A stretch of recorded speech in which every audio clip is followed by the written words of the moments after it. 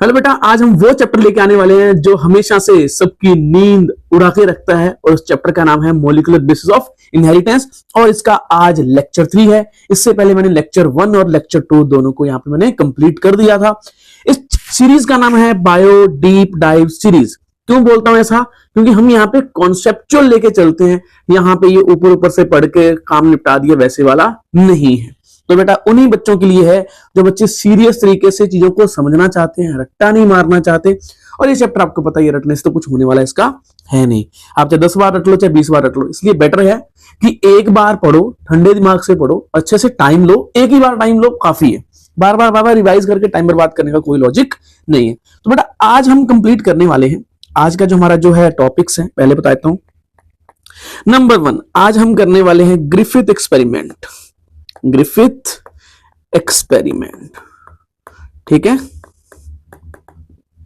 Griffith experiment. इसके बाद दूसरे नंबर पे आता है बेटा, आज हम करेंगे complete every मैक्लॉइड and McCarthy experiment. McCarthy, Curtis नहीं आएगा, मैकार्टी एक्सपेरिमेंट आएगा, ठीक है। और जो थर्ड नंबर पे हम कोशिश करेंगे कि हर्शे चेज एक्सपेरिमेंट आज हो जाए। हर्शे एंड चेज एक्सपेरिमेंट, ठीक है। ये जो साइंटिस्ट है इन दोनों ने जो एक्सपेरिमेंट किया था, डीएनए प्रूफ किया था कि डीएनए ही जेनेटिक मटेरियल है, तीनों ने प्रूफ किया था। तो यहां पे इन दोनों ने प्रूफ किया था। ये जो एक्सपेरिमेंट है ये हुआ था 1928 में। एनसीईआरटी इसको अच्छे से मेंशन करती है। दूसरे नंबर पे ये वाला एक्सपेरिमेंट हुआ था 1933 से लेके 1944, यानी कि 11-12 साल लग गए थे इन साइंटिस्ट को काम करने में। फिर इसके बाद है ये जो डेटा आया था 1952 में आया था हर्शे एंड चेज एक्सपेरिमेंट यहाँ पे। इसके बाद 1952 में ही जो है Rosalind Franklin and Morris Wilkins ने एक एक्सरे इमेज ली थी। किसकी इमेज ली थी? X-ray image, X-ray diffraction data दिया था डीएनए का, और उसको यूज करके वॉटसन एंड क्रिक ने 1953 में डबल हेलिक्स मॉडल डीएनए का निकाला था। बट इससे पहले क्या डीएनए जेनेटिक मटेरियल है या नहीं है, वो एक्सपेरिमेंट हम देखते हैं, इस पीछे की हिस्ट्री देखते हैं। ऐसा नहीं है कि डायरेक्ट जो है सीधा वॉटसन एंड क्रिक ने काम कर दिया, ऐसा कुछ नहीं है। जो है एक्सपेरिमेंट जो है इससे पहले 3-4-5 साइंटिस्ट ने किए थे, उसके बाद और साइंटिस्ट ने काम किया। डबल हेलिक्स मॉडल बहुत बाद में आया था, ठीक है। चूहा आरआईपी, ये मैंने कुछ यहाँ पे यूज किए हैं। चूहा आरआईपी का मतलब यहाँ पे देखेंगे हम, इसको हम बाद में यूज करते हैं। पहले हम देखते हैं कि जो है चूहे पे एक्सपेरिमेंट किसने किया था। ओके, सबसे पहले हम शुरू करते हैं बेटा Griffith experiment.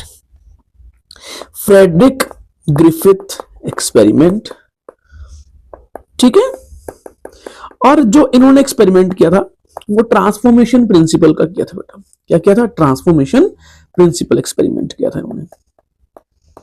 Transformation principal experiment किया था। तो आप यहां पे गड़बड़ मत कर देना कि इन्होंने कौन सा एक्सपेरिमेंट किया था।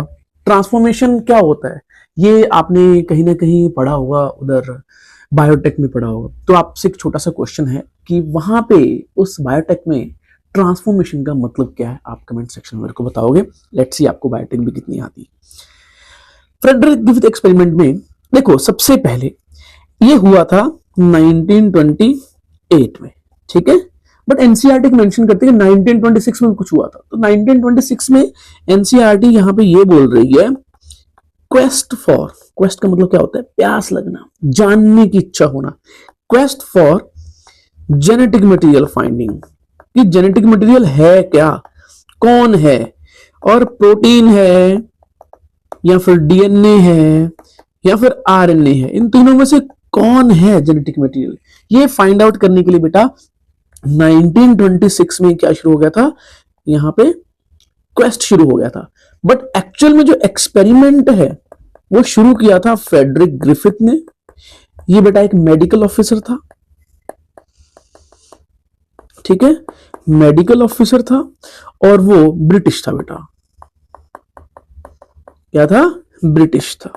इसने साइंटिस्ट ने कुछ ऑब्जर्व किया था चूहों के ऊपर, और उसने कुछ एक्सपेरिमेंट किए थे। तो सबसे पहले हम देखते हैं कि उसने क्या क्या जो है इंस्ट्रूमेंट और ऑर्गेनिज्म और जो है उसने टेक्निक यूज की। सबसे पहले तो उसने यूज किया ये वाला है एक हमारा चूहा। दिस वन इज द चूहा, माउस, ठीक है, एक।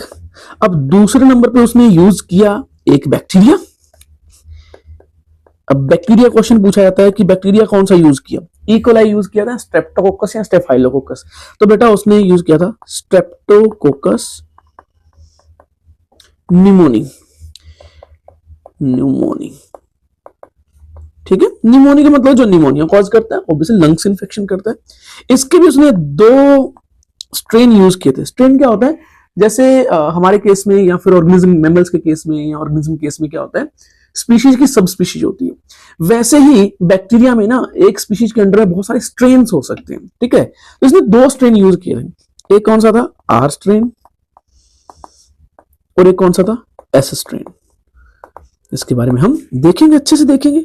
RIP बाद में देखते हैं, अभी तो हम देखते हैं कि ये माउस यूज किया उसने। ठीक है, आर स्ट्रेन यूज किया, एस स्ट्रेन यूज किया। आर स्ट्रेन और एस स्ट्रेन है क्या, हम क्या करते हैं, डायरेक्ट एक्सपेरिमेंट पे कूद जाते हैं, जानने की कोशिश करते हैं कि यार बस जल्दी खत्म कर दो इसको।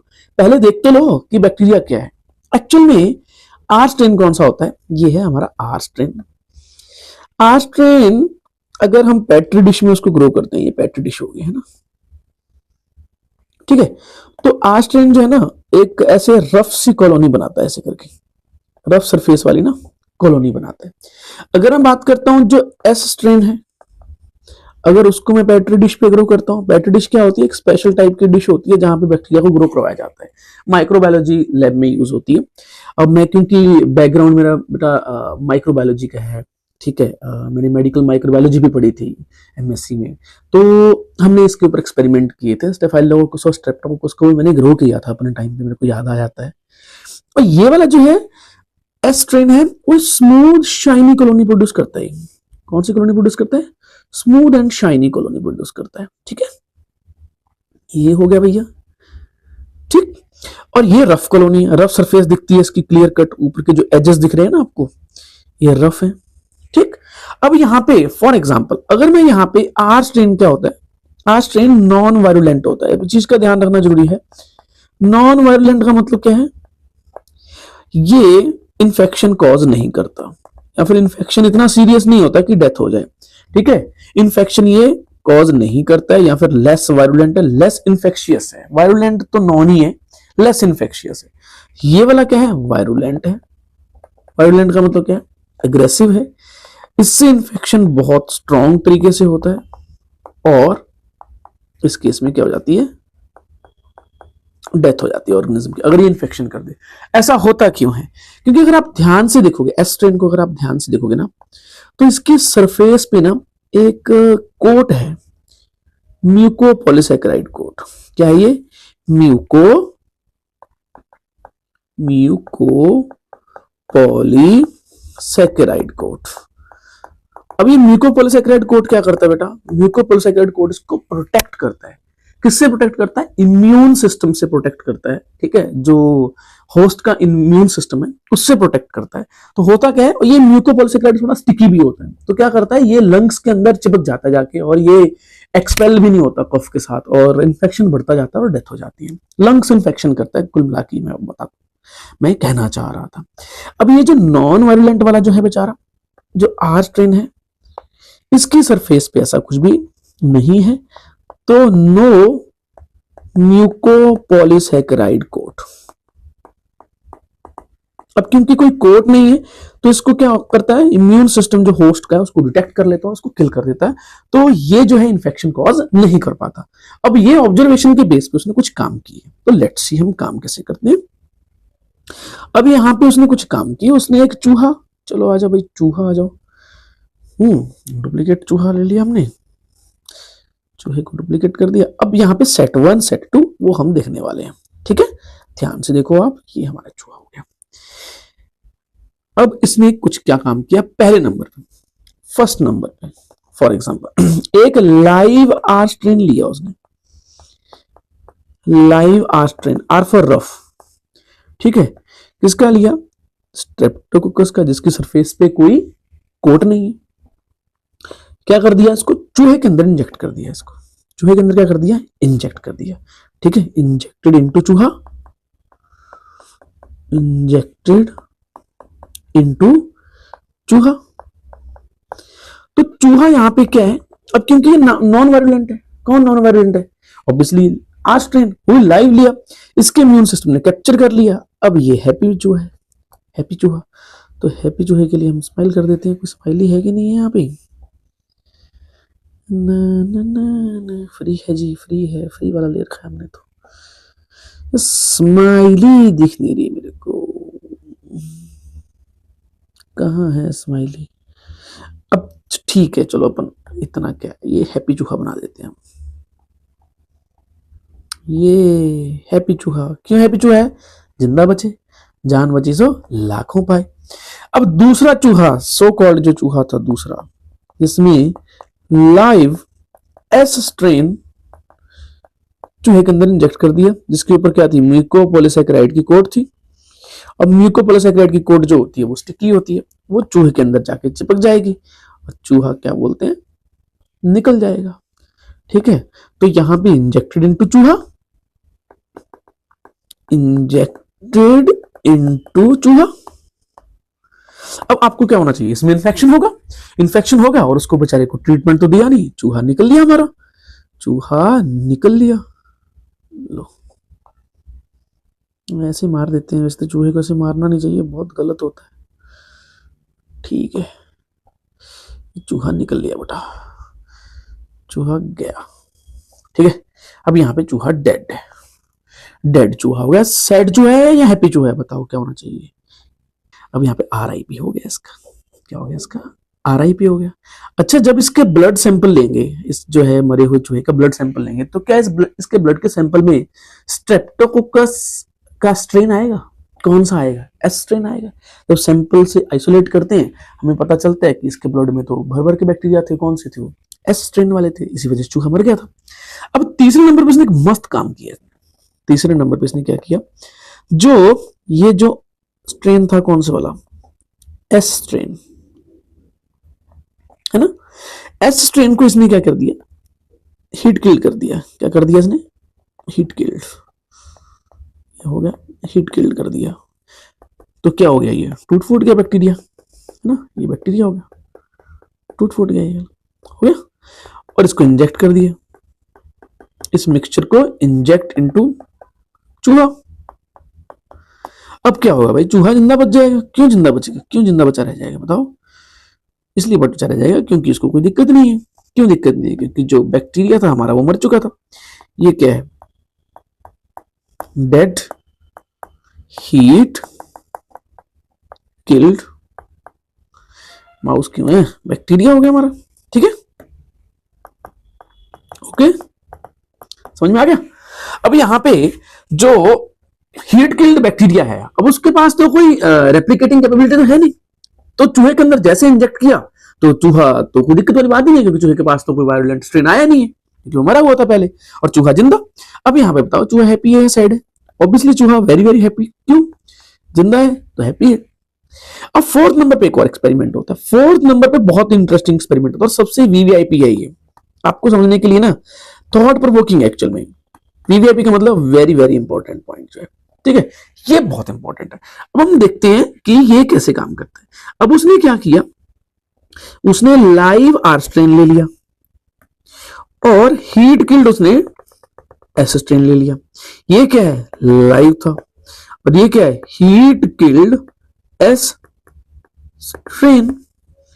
इन दोनों को जोड़ा, ठीक है, यानी कि इन दोनों को मिक्स किया और इन दोनों को इंजेक्ट कर दिया किसके अंदर, चूहे के अंदर। लो भाई, आज चूहे के अंदर इंजेक्ट कर दिया इसको। अब यहां पे क्या होना चाहिए, आपको क्या लगता है क्या होना चाहिए, वैसे तो देखा जाए तो क्या होना चाहिए था कि लाइव से भी चूहा जिंदा है और हीट किल से भी चूहा जिंदा है। इस केस में एक्सपेक्टेड तो यह था कि चूहा जिंदा होना चाहिए था, चूहा क्या होना चाहिए, जिंदा होना चाहिए था। अब जो है जैसे इसको देखा, चूहा यहाँ पे क्या हो गया, RIP हो गया चूहा। अब ये एक बहुत ही मतलब रेस्ट इन पीस हो गया चूहा यहाँ पे। ये चूहे को हम घुमा देते हैं, ये लो जी,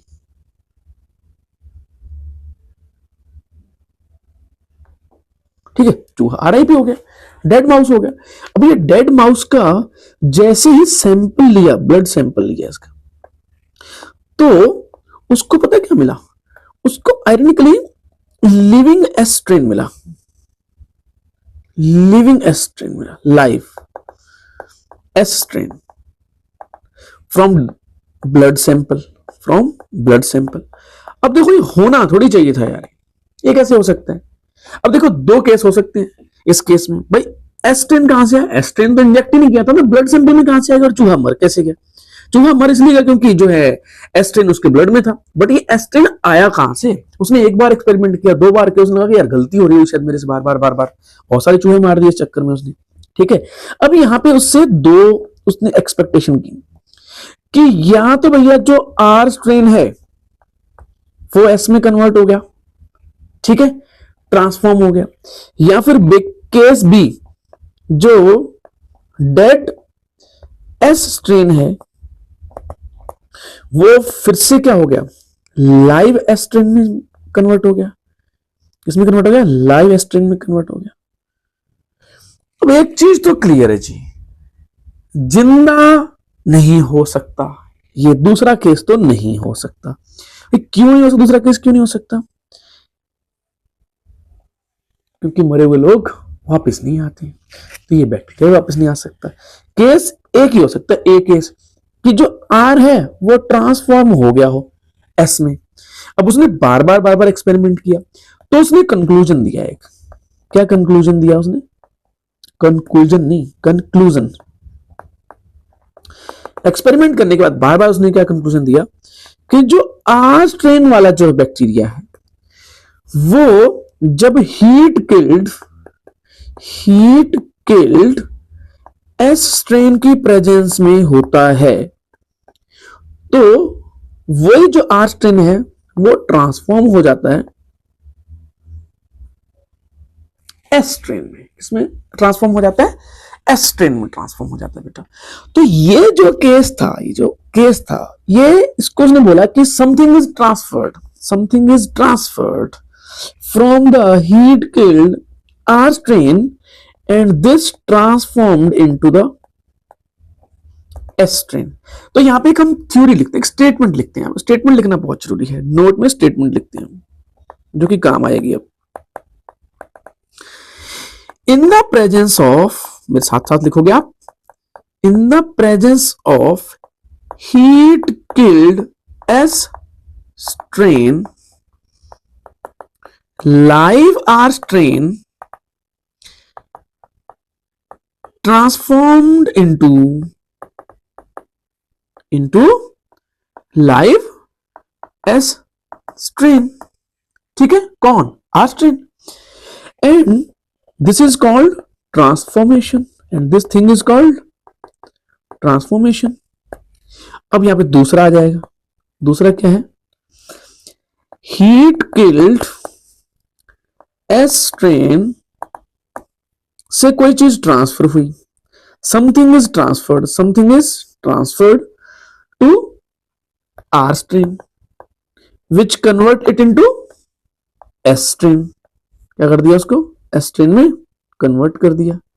एंड दिस थिंग, ये जो थिंग थी, ऑब्जेक्ट था, ये थी, this one is called transforming principle. अब उसने ये चीज बोला था, उसने ट्रांसफॉर्मिंग प्रिंसिपल। अब ये ट्रांसफॉर्मिंग प्रिंसिपल कोई ऑब्जेक्ट थी, उसने बोला कि हीट किल्ड जो एस स्ट्रेन है उससे कोई ना कोई चीज ट्रांसफर हो रही है और वो आर को ट्रांसफॉर्म कर रही है एस में। ठीक है, आर को कर रही है ट्रांसफॉर्म, वो एस में कर रही है। इसी चीज को उसने बोला ट्रांसफॉर्मेशन। और ये जो ऑब्जेक्ट, कोई मरे हुए ऑर्गेनिज्म से कोई जो चीज ट्रांसफर हो रही है उसको बोला उसने ट्रांसफॉर्मिंग प्रिंसिपल।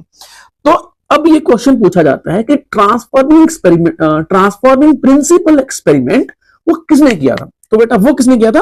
ग्रिफिथ ने किया था। तो उसने एक और कंक्लूजन दिया। ऊपर वाला कंक्लूजन नहीं होता, ऊपर वाले को ना ऑब्जर्वेशन बोल सकते हैं। कंक्लूजन तो स्टेटमेंट होती है, इसको ऑब्जर्वेशन बोलो यार। इसको, ये ऑब्जर्वेशन थी उसकी कि ये सब कुछ हो रहा है। नीचे जो है कंक्लूजन दिया। कंक्लूजन उसने क्या दिया? डीएनए कुड बी या फिर डीएनए कैन बी, वो बेटर है, उसके उस टाइम की स्टेटमेंट को देते हैं अपन। ठीक है, DNA can be the genetic material. Can B, हो सकता है। उसने एक चीज बताई कि जेनेटिक मटेरियल, एक और चीज कंक्लूजन दी जो कि एनसीईआरटी मेंशन तो नहीं करती, बट आपको बता देता हूं। Genetic material can be transfer to other organism, यहां पे जैसे कि यहां पे हुआ, to control the phenotype. Phenotype क्या था यहां पे, आर था, किसमें कन्वर्ट हो गया, एस में। तो उसने एक चीज बोल दी कि जो आर से एस में जो फिनोटाइप चेंज हो रहा है, तो एक चीज तो क्लियर है कि जेनेटिक मटेरियल के पास पावर है। अभी मेन स्टेटमेंट है, इसके बच्चे बहुत सारे गड़बड़ करते हैं यहाँ पे, इसमें क्वेश्चन बहुत सारे हाइपोथेटिकल क्वेश्चन आते हैं कि जेनेटिक मटेरियल के पास पावर होती है फिनोटाइप को कंट्रोल करने की, फिनोटाइप को कंट्रोल करने की, चेंज करने की। जैसे कि एक बैक्टीरिया के पास था आर फिनोटाइप और एक के पास था एस फिनोटाइप, तो एस फिनोटाइप के लिए कोई ना कोई जेनेटिक मटेरियल होना चाहिए जिसकी वजह से उसका फिनोटाइप चेंज हो रहा है, ये उसने बताया था। बट उसने किसका केमिकल नेचर नहीं बता पाया वो, कि भाई डीएनए पर्टिकुलर डीएनए ही है, एसिडिक सब्सटेंस है, एसिडिक सब्सटेंस है तो डीएनए या आरएनए है या फिर प्रोटीन है, वो यहां पे कंक्लूजन नहीं निकाल पाया। इसके बाद फिर क्या होता है, 1928 में ये डेटा पब्लिश हो जाता है। ये वाला डेटा कब पब्लिश होता है, 1928 में डेटा हो गया हमारा पब्लिश। इसके बाद फिर डेटा बेटा क्या होता है, फिर इसके बाद तीन साइंटिस्ट आते हैं, आम साइंटिस्ट, आम तो नहीं होते खैर, ये खास होते हैं। 1933 से 1944 तक उन्होंने किया एक्सपेरिमेंट, और साइंटिस्ट के नाम क्या थे वो हम देख लेते हैं। एवरी, ए फॉर एवरी, मैक्लॉइड, ठीक है, एंड मैककार्टी। ये बेटा तीन साइंटिस्ट थे, ये तो तीन साइंटिस्ट। इन्होंने 1933 से 1944 अप्रोक्सीमेटली 11 साल, मैं ऑन एन एवरेज बोल रहा हूं, 11-12 आवर्स कहां से आ जाएंगे, ईयर्स आ जाएंगे, क्या कर रहा हूं मैं, 11-12 ईयर्स, साल लग गए इनको। दोबारा अच्छे, इन्होंने ग्रिफिथ का एक्सपेरिमेंट किया, इन्होंने सेम एक्सपेरिमेंट किया बट एक जस्ट एक यहां पे चेंज कर दिया, कुछ एक प्रायर एक्सपेरिमेंट चेंज कर दिया, एक स्टेप और ऐड कर दिया, one step added to the Griffith experiment.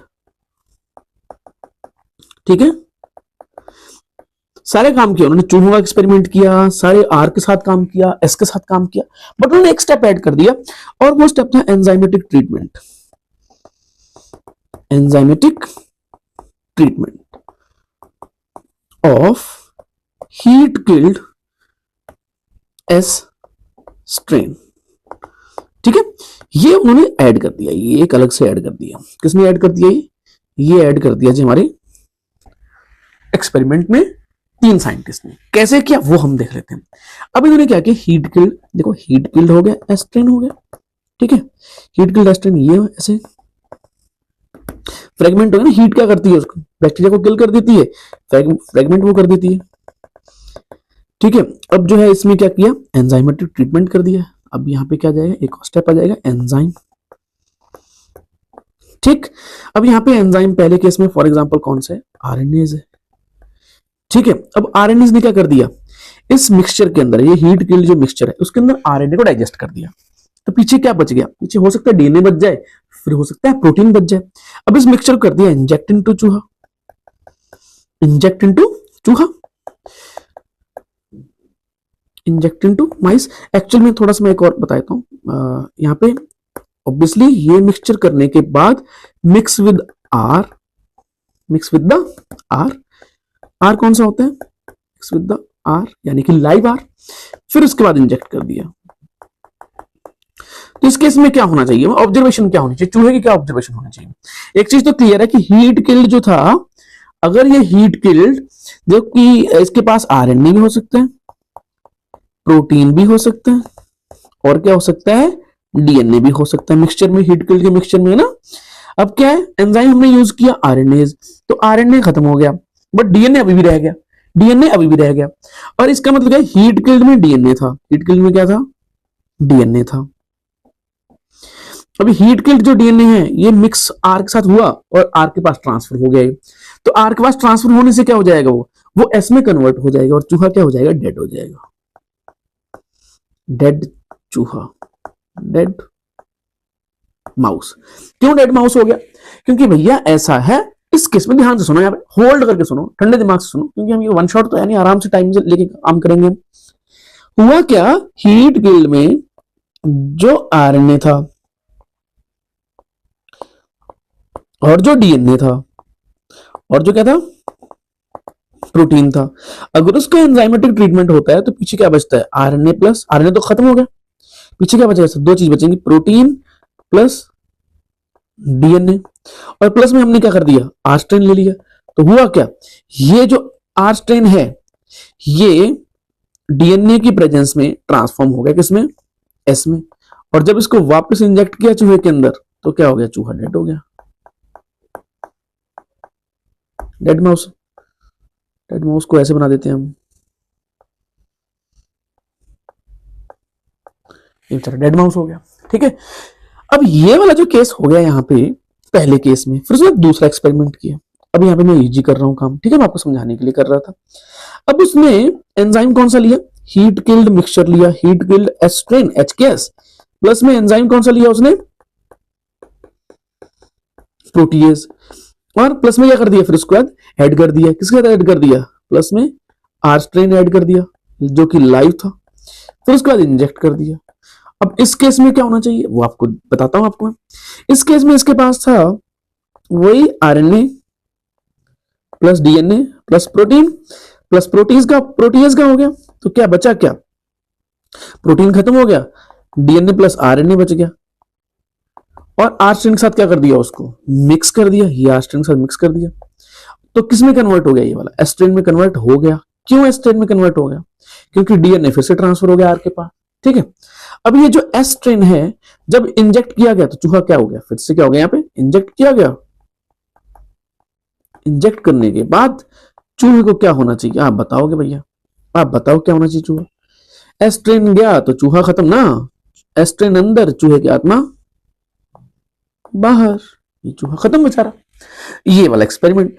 अब इसने तीसरा स्टेप लिया, तीसरे स्टेप में थर्ड पेज में कर देता हूं, तीसरे में क्या किया उसने, हीट किल्ड वही एस्ट्रेन प्लस यहाँ पे एंजाइम कौन सा लिया, डीएनएज, क्या लिया, डीएनएज। हुआ क्या यहाँ पे, अब ध्यान से सुनने वाली बात है, हीट किल्ड के पास क्या था, वही RNA plus DNA plus protein, enzymatic treatment हुआ, बचा क्या, सिर्फ और सिर्फ आरएनए प्लस प्रोटीन, और मिक्स कर दिया, किसके साथ कर दिया, प्लस आर स्ट्रेन के साथ मिक्स कर दिया, आर स्ट्रेन के साथ क्या कर दिया, मिक्स कर दिया। ठीक है, अब ये क्या था, आरएनए बचा और क्या बचा, प्रोटीन बचा। ठीक, अब डीएनए तो है नहीं, नो डीएनए, नो डीएनए, तो आर स्ट्रेन क्या रहेगा, एस में कन्वर्ट हो नहीं पाएगा, आर स्ट्रेन क्या रहेगा, एज इट इज रह जाएगा। उसको हमने क्या कर दिया, इंजेक्ट कर दिया, किसके अंदर इंजेक्ट कर दिया, माउस के अंदर। अब यहां पे चूहा बच गया, डांसिंग चूहा, ये हैप्पी चूहा हमारा। क्यों हैप्पी चूहा यहां पे, क्योंकि यहां पे ट्रांसफॉर्मेशन हुई नहीं। क्यों नहीं ट्रांसफॉर्मेशन हुई, क्योंकि आर से एस कन्वर्ट नहीं हो पाया। क्यों नहीं हो पाया, क्योंकि डीएनए नहीं है। क्यों डीएनए नहीं है, क्योंकि डीएनए डाइजेस्ट हो गया। किसने किया डाइजेस्ट, डीएनए ने। तो इस एक्सपेरिमेंट को सोचो 11 साल लग गए 3 साइंटिस्ट को समझने में, डिजाइन करने में और कंक्लूजन निकालने में। अब उन्होंने केमिकल नेचर, उन्होंने कंक्लूजन निकाला। अब इन 3 साइंटिस्ट का कंक्लूजन क्या था वो हम देखते हैं। उन्होंने बताया कि जो ट्रांसफॉर्मिंग प्रिंसिपल है, जो ग्रिफिथ ने बताया था कि भाई कुछ चीज ट्रांसफर हो रही है, कहां पे ट्रांसफर हो रही है, आर से एस में। ट्रांसफॉर्मिंग प्रिंसिपल कैन बी क्या, कैन बी डीएनए। तो केमिकल नेचर बता दिया। So they explain the biochemical nature of, biochemical characterization यानी कि nature, characterization of transforming principle. अब ये उन्होंने बता दिया, ये था मेन सारा सारा खेल यहां पे होता है बेटा। ट्रांसफॉर्मिंग जो प्रिंसिपल, उन्होंने केमिकल नेचर बताया कि भैया डीएनए है। इससे पहले जो ग्रिफिथ ने जो काम किए थे बेटा, ग्रिफिथ के काम में कहीं भी आपको बायोकेमिकल नेचर नहीं बताया गया है। तो क्वेश्चन यहाँ पे पूछे जाते हैं कि बायोकेमिकल नेचर किसने दिया और जो है उसका ट्रांसफॉर्मिंग प्रिंसिपल एक्सपेरिमेंट किसने किया। तो ये दो चीजें आपको ध्यान रखनी है। अब यहाँ पे पीवाईक्यूज में क्या क्या है वो आपको बताता हूं। पीवाईक्यूज में जो ग्रिफिथ के जो एक्सपेरिमेंट है बेटा, वो उसके स्टेप बताए गए हैं। वो जो 4 उसने यहाँ पे स्टेप लिए थे, ठीक है, कौन कौन सा लिया था? जब लाइव आर लिया, इंजेक्ट किया चूहे के अंदर, ठीक है, इनटू माउस, तो क्या हो गया? चूहा क्या है यहाँ पे? लाइव हो गया, लाइव माउस। क्यों लाइव माउस है? क्योंकि चूहा भैया आस्ट्रेन से फर्क नहीं पड़ता उसको कोई। दूसरे नंबर पे लाइव एस्ट्रेन माउस, चूहा क्या हो जाएगा? डेड हो जाएगा। क्यों डेड हो जाएगा? ऐसा है भैया, एस्ट्रेन गया और डेंजरस है, वो वायरुलेंट है। तीसरे नंबर पे हीट किल्ड एस्ट्रेन लिया, इंजेक्ट कर दिया चूहे के अंदर और चूहा क्या हो गया? फिर से लाइव हो गया। क्यों? बैक्टीरिया मर गया हीट किल्ड वाला, जो एस्ट्रेन है, जो वायरुलेंट है। अब फोर्थ केस में जिसकी वजह से बायोकेमिकल प्रिंसिपल सॉरी नहीं ट्रांसफॉर्मिंग प्रिंसिपल जो है कॉन्सेप्ट आया, जब HKS heat killed strain plus जो है live R strain inject into चूहा, चूहा यहां पे क्या हो गया? डेड हो गया। रिवाइज भी करवा रहा हूं आपको साथ में। तो ये क्या हो? चूहा डेड हो गया। इसका मतलब यहाँ पे क्या है कि ट्रांसफॉर्मेशन हुआ है। किसका ट्रांसफॉर्मेशन हुआ है? लाइव आर का। किसका ट्रांसफॉर्मेशन हुआ है? लाइव आर का ट्रांसफॉर्मेशन हुआ है। किसमें कन्वर्ट हो गया था? वो एस में कन्वर्ट हो गया था। क्यों हो गया था? क्योंकि भैया जो है इससे HKS से कोई ना कोई चीज ट्रांसफर हो रही है और उसकी वजह से ट्रांसफॉर्मेशन हो रही है R से S के बीच में। तो यहाँ पे इसने ट्रांसफॉर्मेशन प्रिंसिपल दिया। इसके बाद एक्सपेरिमेंट कौन सा आता है बेटा? एक्सपेरिमेंट आता है कि जो है एवरी मैक्लॉइड और मैकार्टी, उन्होंने कौन कौन से एंजाइम लिए थे? एंजाइम उन्होंने प्रोटीन लिया था और कौन सा लिया था? डीएनएज, प्रोटीएज लिया था, डीएनएज लिया था और कौन सा लिया था? आरएनएज लिया था। प्रोटीएज अगर यूज करते हैं तो चूहा मर जाता है, हाँ, क्योंकि ट्रांसफॉर्मेशन हो रही है।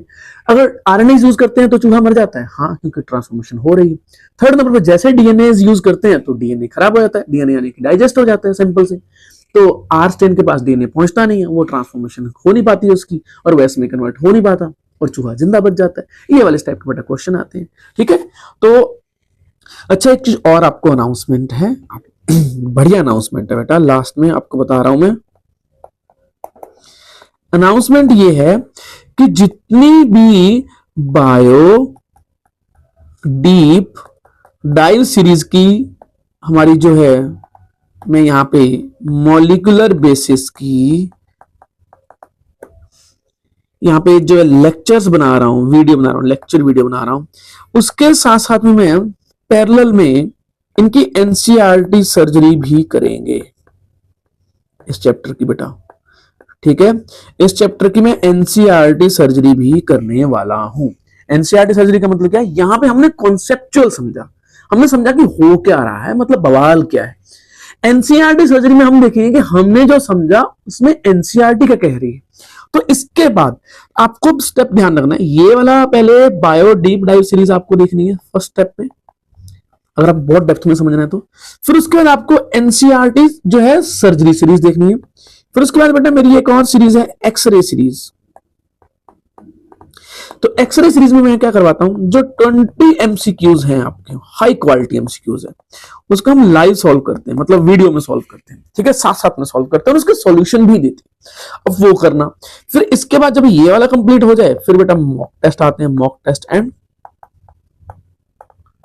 क्विज आते हैं, ये आपको कंप्लीट करना है, तो ये आपको देखना है। तो बेटा ऐसे करके पूरा एक क्या हो जाएगा आपका, जो है पढ़ने से लेके आपकी रिवीजन से लेके क्वेश्चन तक, प्रैक्टिस तक सारा कंप्लीट हो जाएगा, ठीक है।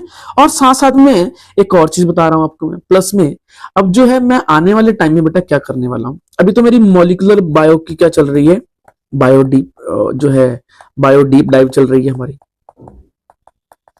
जिसको मैं क्या बोलता हूं, बीडी स्केयर, ठीक है। आने वाले टाइम में बेटा जो है प्रिंसिपल ऑफ इनहेरिटेंस की भी करने वाला हूं सेम। बीडी स्केयर किसका करने वाले हैं हम, प्रिंसिपल इनहेरिटेंस का। फिर उसके बाद प्लांट फिजियोलॉजी में मैंने जो है फोटोसिंथेसिस कंप्लीट कर दी है। आने वाले टाइम में रेस्पिरेशन की भी हो जाएगी और प्लांट ग्रोथ डेवलपमेंट की भी हो जाएगी, बीडी स्केयर। और इनकी जो है एनसीईआरटी एनालिसिस भी करवाने की कोशिश करूंगा, ठीक है। तो वो तो आने वाले टाइम में देखते हैं कैसे टाइम मैनेज होता है, टाइम बहुत वैसे भी कम रहेगा। तो बेटा साथ में जुड़े रहिए, और यहाँ पे ध्यान रखना हमेशा क्वालिटी कंटेंट मिलेगा और आपको इधर उधर भागने की जरूरत नहीं है। शुरू से लेकर एंड तक के लिए सारी आपकी जो सुविधाएं हैं यहाँ पे अवेलेबल है, आपको भागने की जरूरत नहीं है। ठीक है बेटा, मिलते हैं फिर नेक्स्ट वाली लेक्चर वीडियो में, लेक्चर 4 में।